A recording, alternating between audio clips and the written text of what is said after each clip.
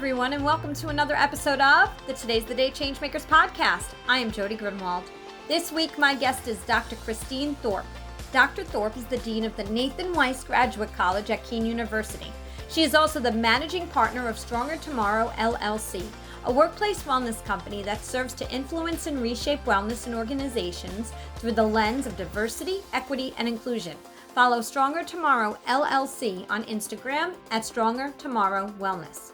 Christine is also the co-director of Navigating Health Services, NHS, an organization that represents a movement to transform the health sector and to positively impact the lives of the medically underserved in Jamaica and across the Caribbean region through education, advocacy, and support. Also, Christine is the author of Living Beyond the Facade, Inside the Health and Wealth Practices of Americans of African Descent. Follow on Instagram at Living Beyond the Facade. Christine wears so many hats, but balances them in such an incredible way. We talk about so many important and extremely relevant topics during this episode. Like, as long as we have breath and strength in our body, we have so much to offer. The trauma we have experienced over the last few years and the burnout has been oh so real. We also discuss that although companies have committed to EDI work, as they are talking more about the work and have put money behind it, many may not necessarily know how to create an actual cultural shift. With the help and support of her organization, Stronger Tomorrow LLC, she is helping organizations do just that. At the end of the podcast, Christine talks about the importance of being a good ancestor. Listen in to hear more about Christine's journey and the incredible work that she is doing. Please take a moment to subscribe to the Today's the Day Changemakers YouTube channel and share a comment. Your comments matter and help our episodes to be heard. Listening to others brings support, ideas, and ongoing connection. You can also download this podcast on Apple and Google Podcasts, Stitcher, Spotify, Pandora, and many other streaming sites. Please take a moment to write a review that will help my guests be heard.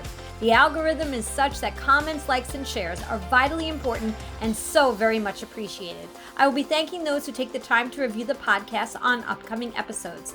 The best gift you can give someone is your time, and I so appreciate yours. As a certified professional coach and consultant, I focus on how connection is at the core of all that we are and all that we do, from how we connect to ourselves, our goals, to our careers and family. I would love the opportunity to connect with you and help you on your journey. Reach out to me directly at Jody, Jodi, at todayisthedayliveit.com. And don't forget to follow Today is the Day Live It on Instagram and Facebook.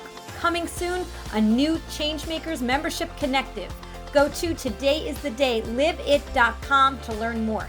Thank you for supporting the Today is the Day Changemakers podcast. The views expressed by all Today is the Day Changemakers podcast guests are their own. Their appearance on the Today is the Day Changemakers podcast does not imply any endorsement of them or any entity that they represent. Have a great week, everyone. Hello, everyone, and welcome to another episode of the Today's the Day Changemakers podcast. I am Jody Grunwald, and every single week I say the same thing since the beginning. I get to interview the most incredible humans who are doing incredible things in their corner of the world and beyond, the change makers, those who are disrupting the status quo in the best ways possible. And today I have Christine Thorpe with me. Hi, Christine. How are you? I'm fine, Jody. How are you? I am good. I'm so glad you're here.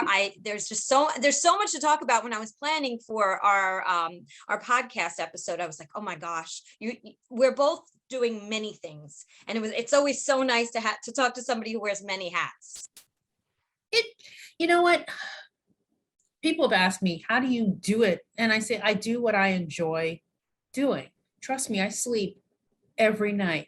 Trust me, I don't miss a beat with my children and my husband, but life is meant to be enjoyed, to do the things that you are called to do, to take advantage of the opportunities that are put before you. I say jump in with 2 feet and run with it. I love having the life that I have where I see things that I say, I'd be interested in trying that, and being bold and taking that step. I think that more of us need to get into that space.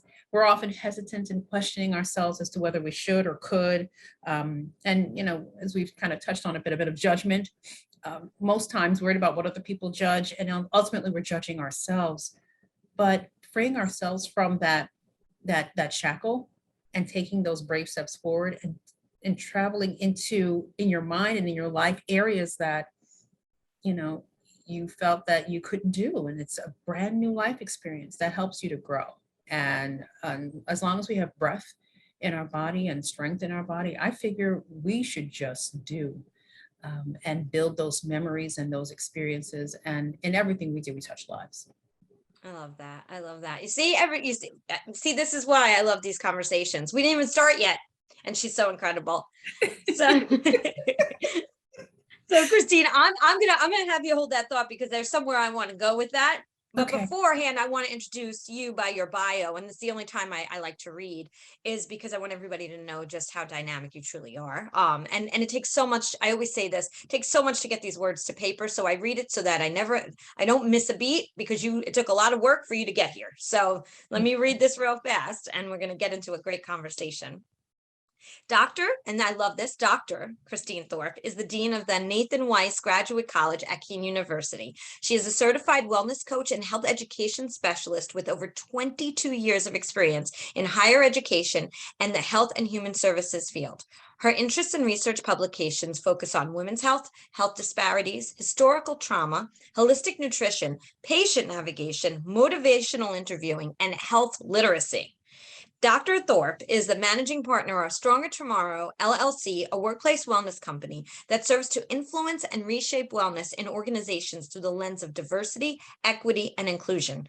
The company focuses on leadership and organizational development to strengthen infrastructure while supporting executive management and individual employees in the process. She is also the co-director of Navigating Health Services, an organization that represents a movement to transform the health sector and to positively impact the lives of medically underserved in Jamaica and across the Caribbean region through education, advocacy, and support. But we're not done yet.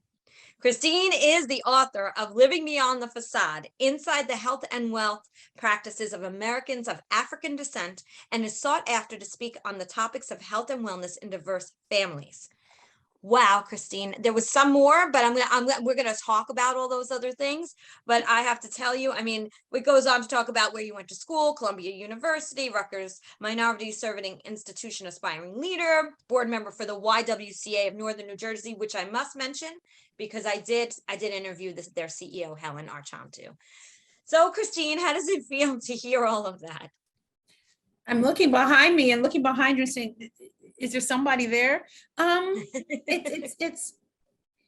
It's funny. You do things and you never really hear your story or hear your bio. You're asked to write it and you write it out and you're thinking, okay, is this really me? And sometimes it's funny to look at yourself and all that you've been doing. And somebody said to me a couple of days ago, I saw what you were doing on LinkedIn. You're doing so much. And I see what you're doing in the Caribbean. And I thought, oh, you see it? You put it out there, but you don't really realize where it lands until somebody says it back to you. You just know that you're doing the work that you've been called to do. You know that you're touching lives, but when you hear it back, then it resonates that it is making an impact. It is touching people's lives. You're drawing attention to some important issues that, you know, are burning in me that are calling on other people to take a look and say, you know, how can I help? How can I support?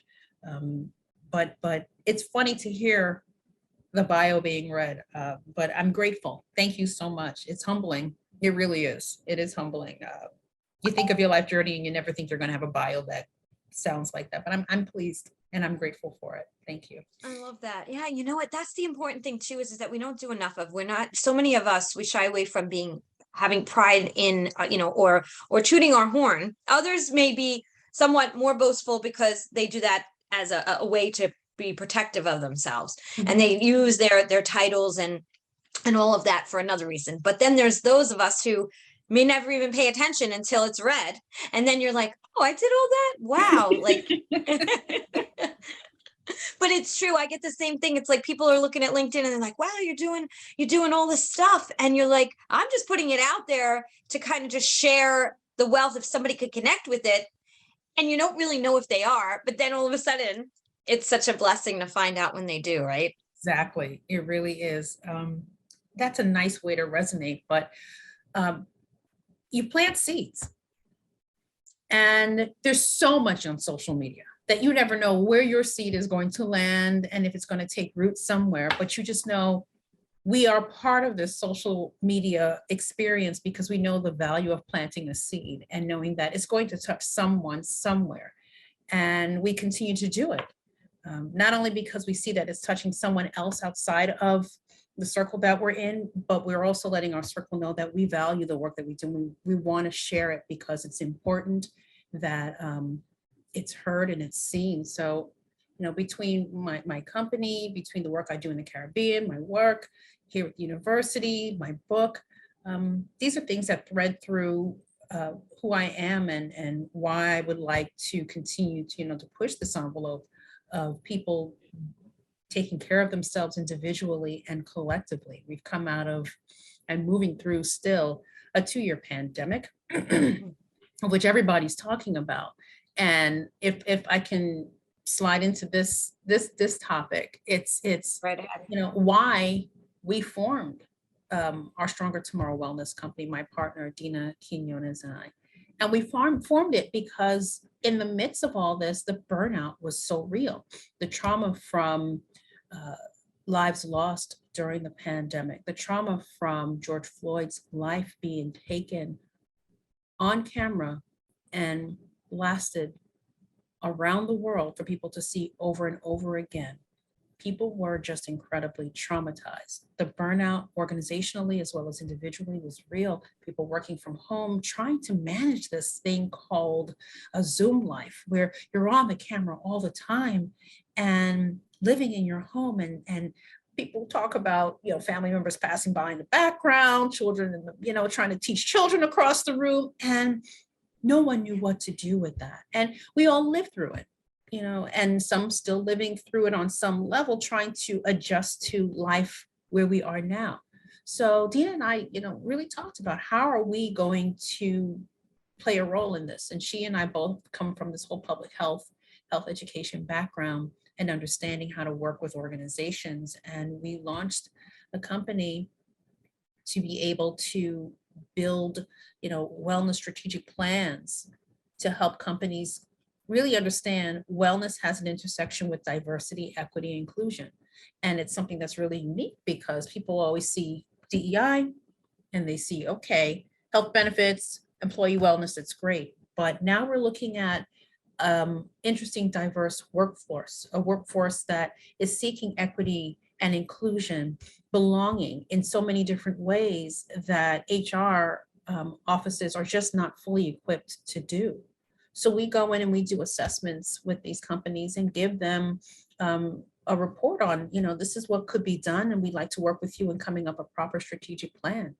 And we do that with our companies and enable them to bring in their stakeholders. Buy-in from the top is always important because guess what? Executive leaders are burnt out too. And if your leadership is not well, what happens with the body? Think about if you're not feeling well, you've got a headache, the rest of your body feels awful. So it's the same concept with an organization. We need to get the leadership buy-in and care for the leadership as well as all the executive management and staff that come along and take part in this experience, because in the end, on the other side of it is an opportunity to transform what we know our workplaces to be today. And I think that that's an interesting sweet spot that people are grappling with. During the pandemic, during post the murder of George Floyd, and companies are saying, we're going to commit to DEI, we're going to commit to change. And there's been a lot of talk and a little bit of money thrown at it, but we're not actually seeing it manifest in concrete ways.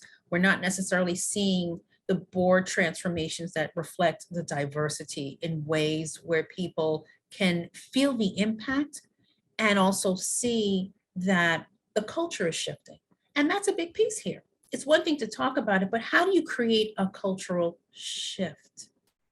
And that's a different type of assessment, of which, we look to do as well as part of our work in Stronger Tomorrow, is to assess the culture and really work towards building upon what was there and making shifts as necessary. I think that, when you think of the culture in the workplace, you need to have a firm understanding of that in order to address all those dimensions of wellness so that you can get the outcome you truly desire. I have so many questions right now. Like everything you were talking, I literally have to like write them down because if I don't, that's my age. Like they'll be gone. Um, one of the things I want to mention too is I have to say that I totally agree with you. We were having a tremendous amount of conversation. There was absolutely money being thrown. But I want to ask you if you had a magic wand, right? Talking about action, right? Because I think there's a lot of talking. I agree with this. And I also think there's money that's in there trying to educate. I agree. And I love that. But what does the action look like? If you had your magic wand, what would that look like in companies that would change the footprint right now of what you're seeing so that we're not just talking? That leadership doesn't just talk about it. They say, okay, we're going to bring our teams together and we're going to actually implement the change. So we're going to do a proper assessment. We're going to actually, develop a plan and we're going to execute it. We're going to measure it. We're going to follow through. I think when your leadership comes from behind the desk and starts to stand beside the people and starts to really feel and take a true self-reflective look at what's happening in their company. And it's a hard seat to sit in. Mm-hmm. It's humbling, it's challenging to see that truth. And this is why it's important, like for our company, it's not to shame you or to put this on blast in public, but it's to say, listen, I had a conversation, for example, with an HR, a DEI executive about a month ago. And she said that she has the ear of her CEO. And not only does she have the ear of her CEO, that whatever she says, her CEO comes behind her and says, yes, I concur and you will do it because this is how we're going to change. And she is glad for that because she's coming up against a handful of employees that don't respect or value her as a woman and as a woman of color, instituting change as a chief diversity officer. So it's one thing to say, yeah, we want change and throw some money at it and leave the CDO by themselves to do all the work. It's another thing when you provide your CDO not only with the resources, but you sit with them at the table and you also call out behaviors and attitudes that have no place in the workforce and get in the way of the bottom line. So the bottom line is, serving your clients, your customers, but that's gotten in the way with because you have employees who are antagonizing other employees.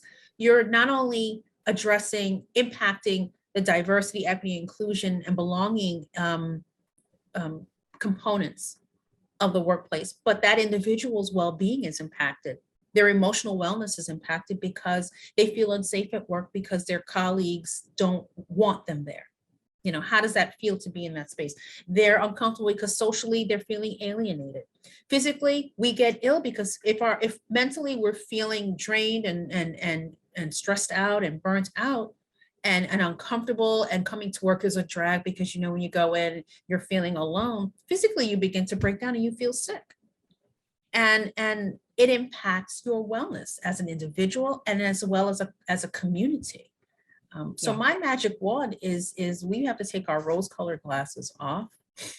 We need to have hard conversations with respect, and we need to understand the ground rules of the workplace that we all abide with and honor, that this is who we are and what we stand by, and we will not stand for anything outside of that because this is not what we represent. I always like to call it, that's like Meet the Fockers, the circle of trust. We are in this particular circle of trust, and this is who we are, and this is our identity. Should you fall outside of that circle of trust, you will know who you are because the circle of trust is strong, and you will become the outsider for promoting anything that is detrimental to our DEI initiatives and wellness initiatives that we want to improve to further shape our company culture. Oh, so well, so well put. And when I hear you say that that person is in that space and being supported by the top, but then there's others who are not, in line with, it's just unbelievable to me that there are others that are not in line at the stage of where we are, in our lives and in what's going on in the real world here, right? So that's disheartening to hear, and I hope that gets fixed very, very quickly. But I'm sure it's not the only story. I'm positive of that. But her story is better because at least her CEO is standing with her. He's not just a quiet ally. He's truly an upstander. And that's the other side of it is we'll say quietly behind the scenes, yeah, I'm an ally, I'm with you, but who's an upstander who's going to say, no, that behavior is not right? And especially if it comes from the top, the person who signs your check at the end of the day, you now understand who you work for and where you work.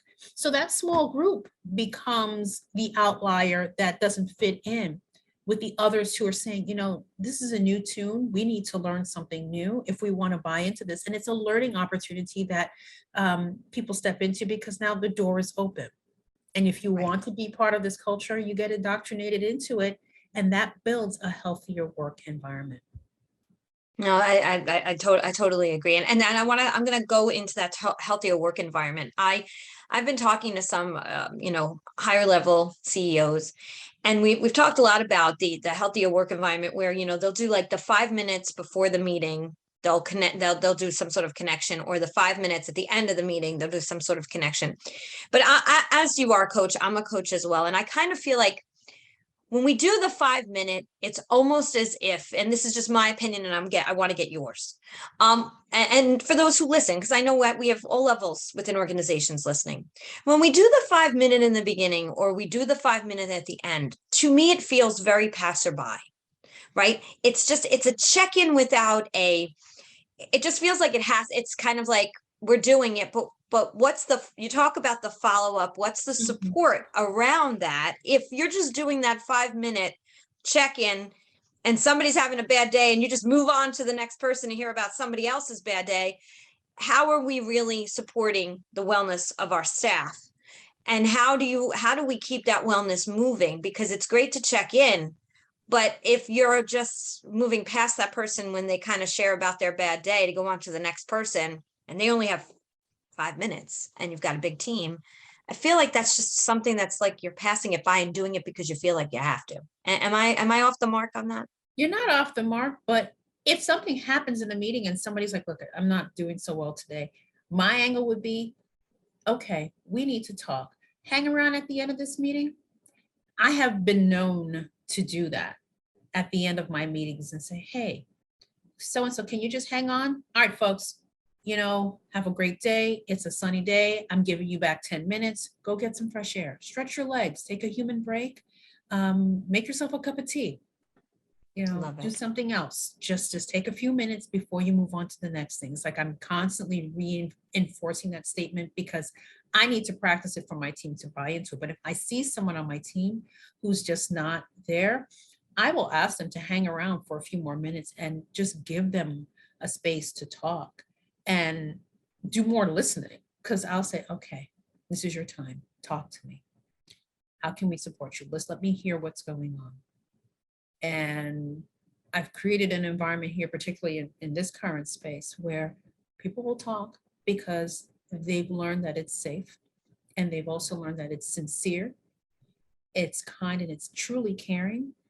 And while there might not be 100% solution in that immediate moment, they will get the true empathy and understanding in that moment and grace to be able to breathe and not be ashamed of not being their best in that moment, and be okay to take a moment to step back and it not be used against them. And I think too often people are afraid to get to that level of vulnerability, although we are human, but afraid to get to that level of vulnerability because they're afraid they're going to be shamed. They're afraid they're going to be punished.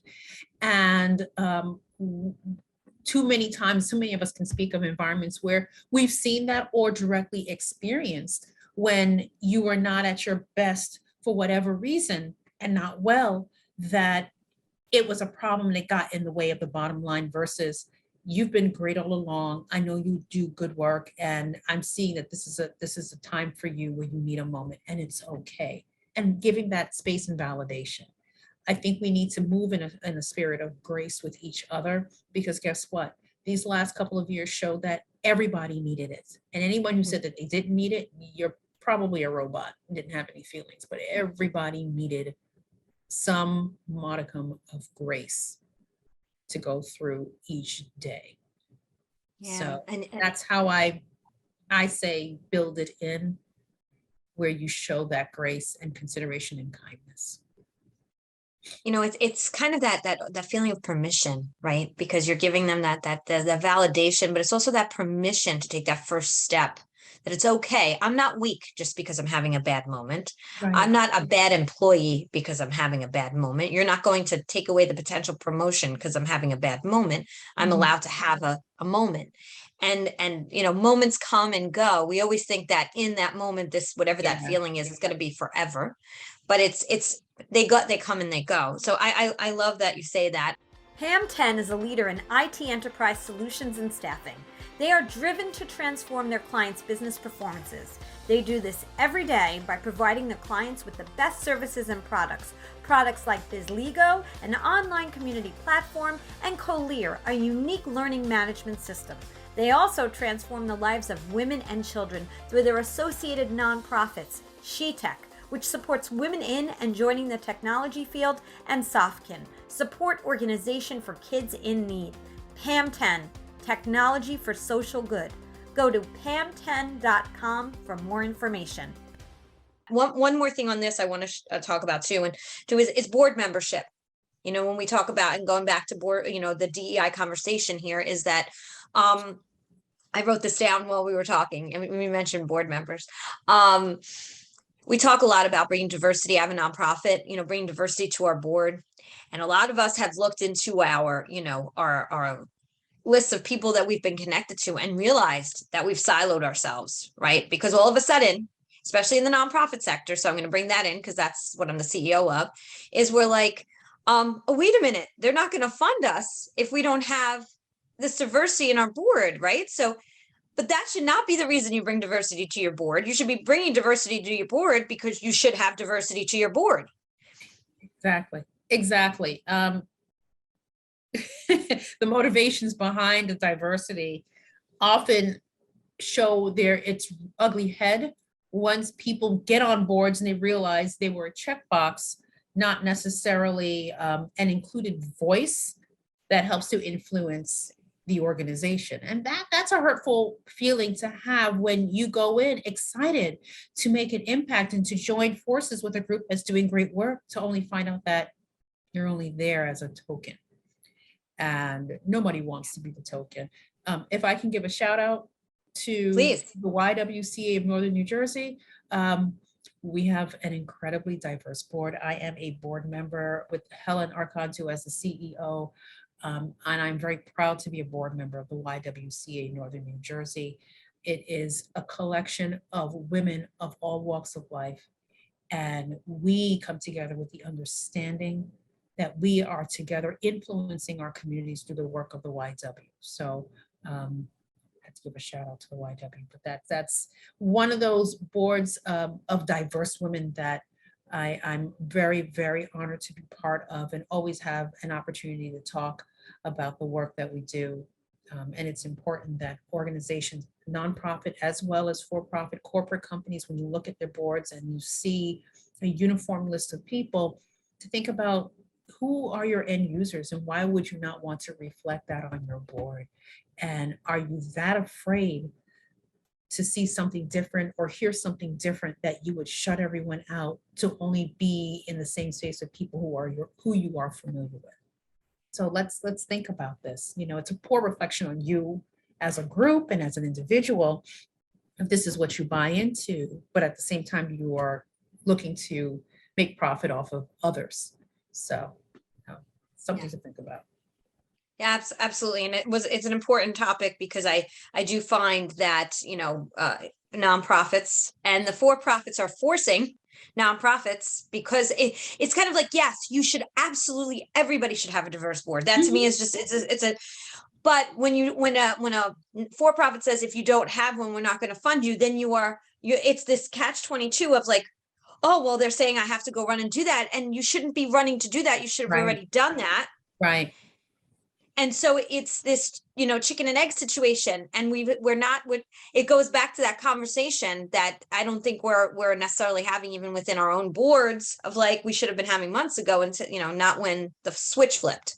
It's the culture. What is the culture that you have fostered in the organization? And, when you look at your mission, when you look at your values, does that reflect this now new culture you need to shift to? And why are you shifting? Is it only for money, or do you deep down see that you're connected to the importance of this because we're in a different time in our world? Things are changing and we need to step outside of our silos if we truly want to be impactful. Yeah. Oh, thank you. Thank you for sharing that. I really appreciate that. So I really want to talk about this because I'm excited to hear why you started and are the co-director of Navigating Health Services, actually, an organization that represents a movement to transform. I have to read this because this is long, to transform the health sector and to positively impact the lives of the medically underserved in Jamaica and across the Caribbean region. Mm-hmm. What is your connection? Why are you doing this? Obviously you're the most kind person, so I know why you're a change maker, but why is this important to you? So this is an interesting journey. And the lead founder of this is Patrice Dwyer, and she's based in Jamaica. And our other director is Latoya Blackwood. So this is an interesting journey. I started working in the space of patient navigation maybe about 14 years ago with the pioneer of patient navigation, Dr. Harold Freeman, who started patient navigation in Harlem Hospital in Harlem, New York. Mm-hmm. And he started patient navigation as a result of he's an oncology surgeon and was constantly seeing women from the local community come to Harlem Hospital with third and fourth stage breast cancer. And couldn't understand why were they waiting so long to go to Harlem Hospital? Why wouldn't they come in for treatment? So he went out into the community, started asking questions because, he's there. He wanted to make a change, couldn't understand why this was happening. And more women were dying under his watch because, as an oncology surgeon, he could only do but so much with third and fourth stage breast cancer at that time. So he went out into the community, started asking questions. The community of Harlem is a predominantly Black community. And in talking with the community, they said, we didn't think that hospital was for us. And there's a history behind Harlem Hospital that goes back to the turn of the 20th century during the Jim Crow era, when African Americans were moving from the South up north, and some were coming and settling in Harlem. And in Harlem, the nearest hospital was Harlem Hospital.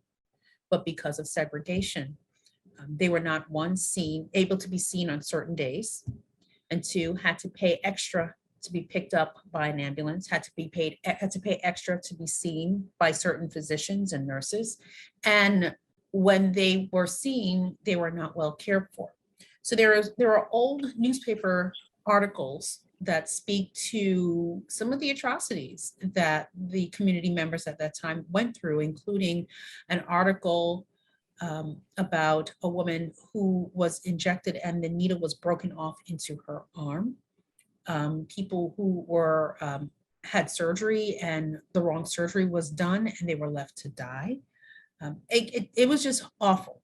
So when you have that history implanted on a community for generations, and when Dr. Friedman shows up in the 70s and 80s and he's with the community and finds out that this is why they're not using it. And he's originally from DC, so it's not like he was in the Harlem community and knew the history.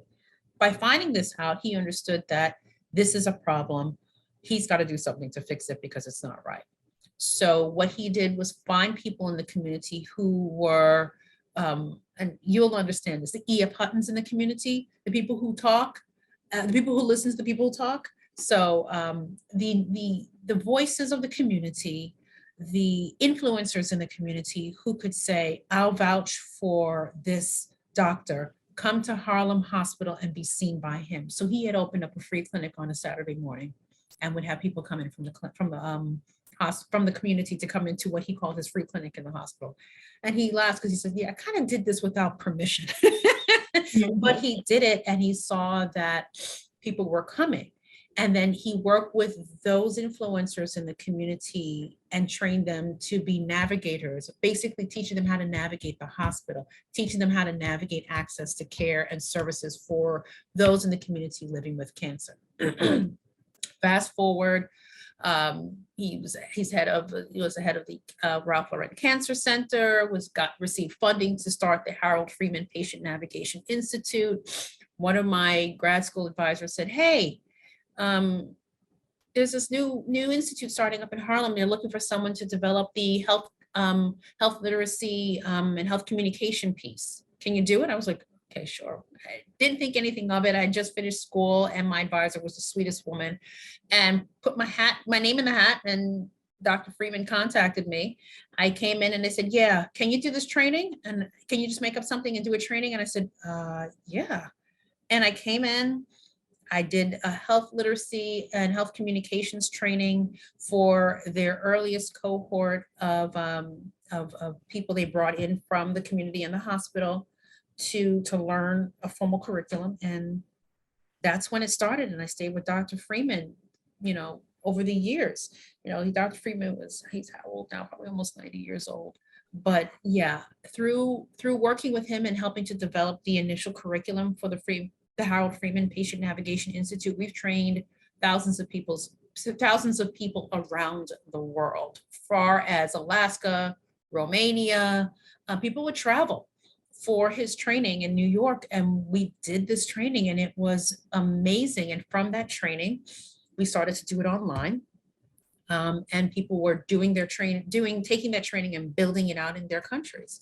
So a good friend of mine, who I know was doing reflexology, she's a lymphedema specialist. I said to her in Jamaica, I said, hey, why don't you do this training in Jamaica? We need patient navigation training and patient navigators in Jamaica. My family's Jamaican, by just disclosure. And she said, okay, I'll do it. She did the online training, loved it, and continued to do more cancer care work, continues to see patients as a lymphedema specialist and helping, folks who have swelling, post-surgery. And we talked a lot over the years about how to bring this training to Jamaica and areas of the Caribbean. So I wrote with her a more culturally relevant curriculum for patient navigation, beginning to end, including the history and the different types of communication, health literacy, all kinds of pieces that go with it. Long story short, we launched it 3 weeks before the pandemic hit. I was in Jamaica that February before the pandemic really hit, and we launched our first cohort. We were so excited. It was fantastic. And then life happened. So now we're redirecting and looking to do things online. We have interest in Mexico. We have interest in Guyana. We have interest in Barbados. And perhaps other areas as well. I'm trying to think where else that want patient navigation training. And it's not just for cancer patients, but for any chronic health condition where you can help guide people to get treatment and care from onset to resolution.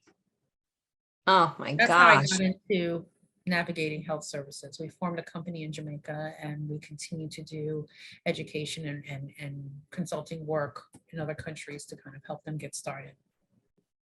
Wow, Christine. And I know you. Look at this. And I knew you did all these amazing things. It's just crazy.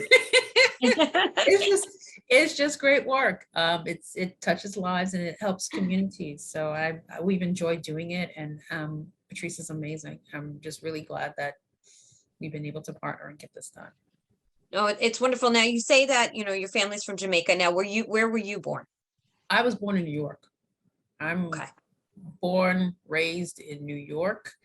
But my parents, they came here in 1969, 1970, came here, got married, and they had me and my brother, and grew up in Queens. And Yeah, but I spent my summers in Jamaica as much as possible. My mother made sure that we would go back to Jamaica, spend time with, our grandparents, cousins, aunts and uncles. So whenever I go, it's home because that's what I know. From from when I was a baby up until now, and my children, I've taken them to Jamaica, and because of the last few years, they haven't gone back. So I need to get them back to Jamaica. But that's home. Those are our roots. That's familiarity. I get off the plane, and the sunlight just bathes you, and you just feel so embraced with the culture and the energy of the island. And I just absolutely love it. I'm grateful. So yeah, That that's connection, a that journey. there's that connection, right? It's interesting. Whenever we go on what we call vacation, wherever it is, it's like wherever that is, and it could be Florida, right? People who live and work in Florida every day, that's not a vacation for them. Jersey Shore, people go I live at the Jersey Shore. It's not a vacation every day, but if Mhm. I lived in New York like I used to and would come down the Jersey Shore in the summer, it was like I was on vacation. Now I live down the Jersey Shore and I don't feel like I'm on vacation. But it is that connection. I love what you said, like the sun bathes you. That's just such a beautiful metaphor of how I can feel it when you said it. I can feel it. So that's incredible. But so now we have that in common. I grew up in New York, also Brooklyn. So I definitely, now I know why we get each other. So that's We're that's good. neighbors. That's how it is. We're neighbors. How long did you live there for? Oh my gosh, I grew up in New York. So goodness, I left New York and moved to New Jersey in my 20s. So I lived in New York for over 25 years. Yeah. Yeah. Yeah, Yeah. I was 23 when I left. I went from Brooklyn to Staten Island, but I don't hear your accent, but people can hear Oh, mine when I talk fast. my children know that when they cross the line, the New York accent comes out, and sometimes with my staff, I'll break it out every now and then. They're like, "Uh-oh, the New York is here." I'm like, "Yeah, the New York is here. We're gonna have to go down that path if we need to. If you're not understanding what I'm saying, are we clear now? Are we clear?" And they're like, "Okay." I said, "Okay, we're clear. Thank you." See, and that's so funny because I can do it too. The R's, they go. Everybody Yeah. knows. I'll tell people too. They'll say, "Oh, we'll give you 10 minutes to speak." Okay, I'm like, "Okay, I'll bring out the Brooklyn." If I have to talk that fast, I have to bring out the Brooklyn. Brooklyn. But I have to bring it out. Funny. Did you, did you always? I mean, as a Yeah. kid, I doubt you sat there and thought that I'm going to do all of these things. What did you think you were going to be when you grew up? A physician. I thought I was going to be a physician. I thought I was wired to help people in the hospital. My mother's a retired nurse, so I spent a lot of time in and out of hospital, because she worked there, so I was always around. So it was for her, as a woman who came here from another country, studied nursing, the next step up for her child was, you're not going to be the nurse, you're going to be the doctor. So that's what I thought my path was. Well, I like to sleep at night. So yeah. And I know that, my Yep. friends who are physicians will say, yeah, this is something nice. So you just kind of like, no, I like to sleep at night. But what was also really important for me was that I wanted to get to people before they were sick. I wanted to be on the proactive side versus seeing them in the hospital or in my office because they had an ailment, but I wanted to teach people wellness. I wanted to teach people how to take good care of themselves so that they could minimize health issues. And that was what drew me to the health education and public health space is the opportunity to educate and guide people to resources before they ended up on medication or they ended up having much more serious health issues that could potentially lead to death. If we are equipped with information and knowledge, we can make better decisions. And then building a community around you that supports that, being able to champion that with people was something that I also enjoy doing too. I think a lot of times we talk a lot about the fact that stress and mental health really does impact our physical health. We say it, but it's a throwaway. I don't think we really realize how connected we have to be. Beforehand, you and I were talking about yoga, right? And the importance of that connection of yoga and how that is a practice. And that can be transformative mentally. But talk just for a moment, if you don't mind, about that connection. And I love that you say you wanted to be there preventatively. How do we stop throwing away the importance of our mental health, in your words, and how it relates to our physical health? How do we make more time for it? I know you don't have a magic wand right now, and none of us do, but how do we put it at the top of our list? Because so many of us don't. How do you like to feel? And we've normalized that ill feeling, that less than feeling. And I always try to get people to go back to that feeling they had when they go to that special place. You know, you always say, close your eyes and go to that special place that makes you happy. Go to your happy place, you know, and think about that happy place. Do you know that that's not some anomaly in your life? That is something that you can create when you want to have it. And if you want to have it more frequently than when you close your eyes and go to that happy place, we can work with you to make that happen with you. We can support you, hold you accountable for that, champion you. I guess that's why I like coaching. It's giving people that liberty to do that in environments when they're not given that liberty. I had a call with someone 2 days ago, and it was more of an informational chat with someone I was looking to build a colleague relationship with. So about 15 to 20 minutes in, apparently the Dr. Thorpe hat came on, and I asked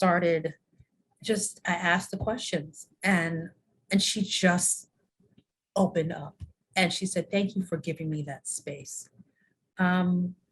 We need to give each other that space, but we need to give ourselves that space. And I think that we need to find commonality with people who we trust to help us have those de-stressed moments, those release moments, those moments where we can find ourselves in a happy place. It's okay to do things like laugh and enjoy a moment. We're so caught up in being serious and getting to the next task and looking a certain way that you can release that. You can take a few moments to release that, because it allows you to just be for a moment, just be. And it's not easy, but for me, I love to laugh. At home with my family, we'll joke around and laugh, and you know, I think of all of us in our household, my daughter's the funniest. She's just a character. So she'll come and she'll say stuff, and we'll just giggle. It's like, this little kid, she's 12, but she'll say quirky, funny things, and she's half serious and half joking, but you just know that she's just evoking laughter into the family. But you know, you got to create those light moments in your day, because there's so much heaviness going on. And if you don't step away from it, it will break you. And do we really want to be broken? It's okay to feel good. Give yourself permission to feel good, because when you feel good, more positivity comes out of you for that, and you'll like yourself better. You know, you want to be able to look in the mirror and like what you see and what you feel, but you've got to give yourself permission to move through these moments. And like your sign says, you got to create your own happiness. We got to create it. Yeah. If you're waiting for somebody else to do it, if you're waiting for someone else to do it, then it's not going to happen. No, absolutely not. I just want to mention the book, Living Beyond the Facade, Inside the Health and Wealth Practices of Americans of African Descent. Mm-hmm. When did you write that? Oh gosh, the book. Yeah. So wow, that was fun. I took a year to collect the data. I 2018, 2019 into 2020. More so 2018, 2019. It took a year, and I interviewed 100 people. And I did that book because, you know, we were transitioning out of the Obama administration, and we were in the Trump-Clinton presidential stuff that was happening. It was just insane. That's all I can call it. It was just insane. Good word. It Good was, word. it Stop. was just a lot. And the rhetoric that was around that just spurred this desire to create our own narrative, and to understand how we are living from our lens and put stories together and experiences together to teach us how to manage, how we're managing our health and our wealth. And these weren't celebrities I interviewed.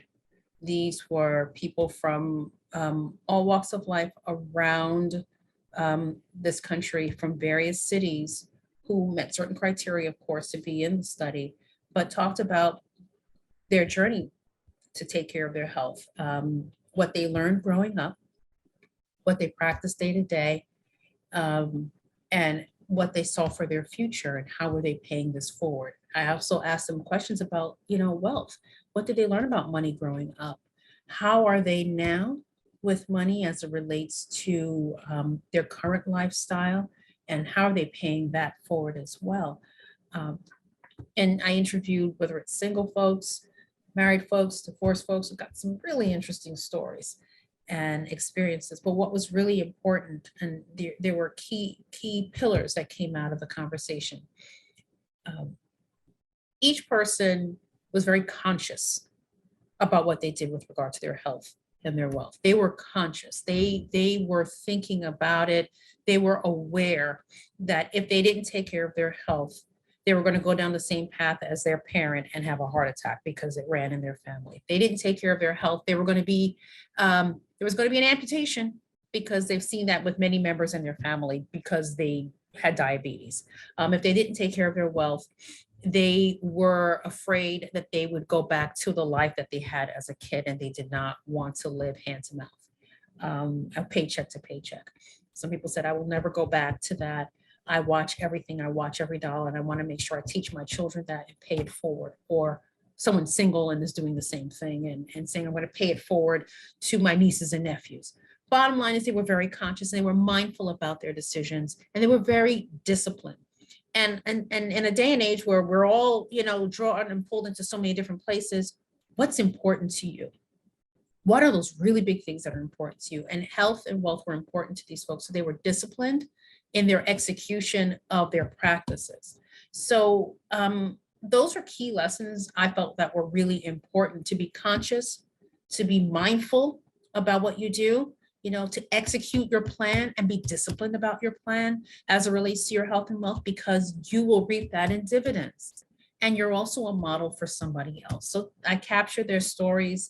The next thing I want to look at are some high net worth families and how their family organizations are addressing the dimensions of wellness, and building a culture so that they can build that legacy of paying their family business forward to the next generation. So that's my next spinoff. It seems like it's coming at me, and I'm trying to pace myself, but yeah, it's the newest idea that keeps surfacing over and over again. So you say you like to sleep at night, but I'm not sure how many hours you actually do. When I think about all the things. I do sleep. I love it. I do. I just kind of, compartmentalize what I need to do, and I get it done. I have my YW board work. I'm a member of the Junior League of Montclair, Newark. I'm a board member of Women of Concern Professionals, and we do more of the international work of women throughout the Caribbean and African regions. So I tie that into my navigating health services work. So whatever I do, I try to find the overlap. Yes, so that's the best. To create the overlap in the work. The Junior League and the YW have a way of overlapping. Right now, we're doing a series on Black women's mental health. So, we'll continue to do more work over the next year, but there are many wonderful things that we do, and they all tie together. And I'm just grateful. I'm just grateful to be able to make this kind of impact and leave a legacy for my children, so that they understand the lessons that, their father and I are trying to put forth, not just for them, but for their children. So when they look back, they'll say, okay, we've learned a lot, from Grandma Christine, Well, their great grandmother, Dion, and their great great grandmother. So I'm naming at least the women lineage they're my family, but they should be able to capture these lessons and build from them and not start from zero. Right, because the people that we've never met really they have never met, really had an impact on our life. We met those people before. And Right. so we keeping their memory and their lessons alive. Mm-hmm. So we could do a whole podcast on the importance of that and how to do that the right way. It is just it is so important to do. But you mentioned this, and it is always my last question, but what is the footprint you're creating right now that you want to leave behind? And as you were saying that, I was thinking of podcasts, and I love these podcasts and this phrase, being a good ancestor. To be a good ancestor, one that will enable not just my children, but my grandchildren and my great-grandchildren to say, I'm inspired and I can take this baton forward and make an impact, not only in our family where it initially counts most, but also in the world around me, so that the next future generations will know that kind of like what you've named the show, can also be change makers, because we all have the ability to create change in the world around us. So to be a really good ancestor. I think you just named the episode. I think, because I always give the episode a title. I think you just gave the episode a title, that be a good ancestor. That's it. I have not heard that one before, Christine. Yeah, that's there's a whole podcast on it, and there have been conversations swirling around what does it mean to be a good ancestor. And I want to pour into my children with my husband and be able to give them values, and not just monetary values, but spiritual, emotional, intellectual value, values that enable them to be kind members of a community. Right. I love that. I love that. I love it. And I think we actually met. I said it was Helen. I think it was Heather. Wasn't it Heather Mistretta? It was That's Heather. Right. It was Heather, not Helen. I apologize. Yes, it was Heather. Yeah, it's Heather initially got us together, and then I saw that you had interviewed Helen, and I absolutely love Helen. Helen's our CEO of the YW, so we have overlaps. We do. We're just talking about overlaps. And what an incredible ancestor you are, because you have become. You're not there yet. You're not an ancestor. You're making your way to creating this beautiful footprint for the day when your great grandchildren will know your name. Well, and then they can just continue and know that they're coming from a place where a lot has been built for them to step on. Absolutely. Where can people get your book before we go? I want to make sure people know where. Amazon. Living Beyond the Facade is on Amazon. So you can get it there. Just look up the name of the book and it'll pop right up. And if people want to follow you, because I'll have it up on the YouTube channel exactly where they can find you. But for those listening via podcast, where can they find you? They can find me on LinkedIn. You can find me at LinkedIn at Dr. Christine W. Thorpe, on Instagram, Stronger Tomorrow Wellness, as well as Living Beyond the Facade. You can find me there, but those are the key places to find me. I am on Twitter, Dr. C.W. Thorpe, but the best place to find me is on LinkedIn at Dr. Christine W. Thorpe. Awesome. Any last thoughts that you would like to leave us with? I'm hoping that those who are watching, not just my show, but all the other shows, that they get nuggets of wisdom that enable them to do the same legacy building for their families.